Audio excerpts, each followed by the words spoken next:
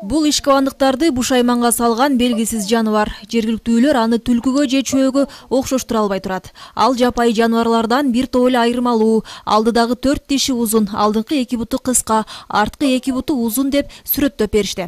Бул түлкүдөн чоңураак. Аркаңкы буту узунураак, алдыңкы буту кыскараак.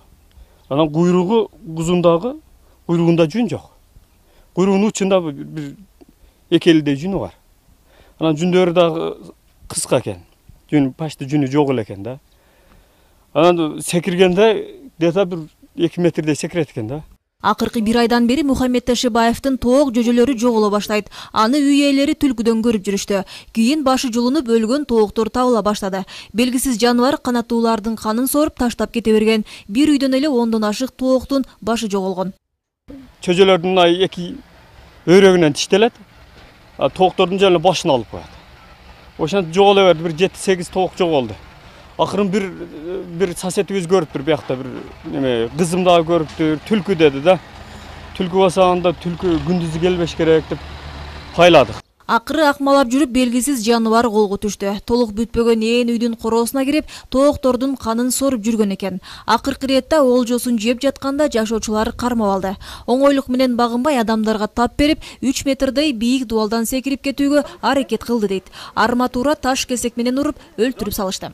2 таш атты, тебе калды. Акыркы ташыбыз бар да, ошону атып, ошо чала жана деген ошон менен түштү да.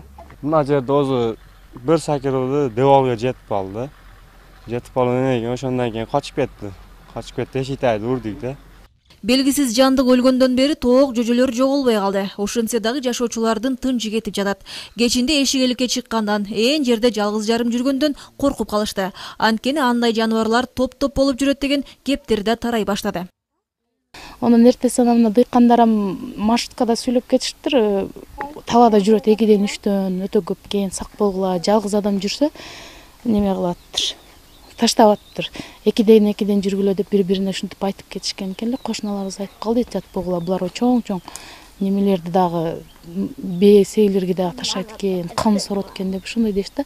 Ал эми белгисиз жандык тууралуу Ишкабан айылынын тургундары эч кимге деле айтышкан эмес. Тиешелүү кызматтардын деле бул жаныбардан кабары жок. Алар өлгөн жандыкты жерге көмүп салышкан. Ал кандай жаныбар, кайдан келди, кайсы түркүмгө кирет, адамга кол салабы же жокпу белгисиз бойдон калып кетти. Динара Касымова, Бахадыр Кенжебаев, Күн Чабыт.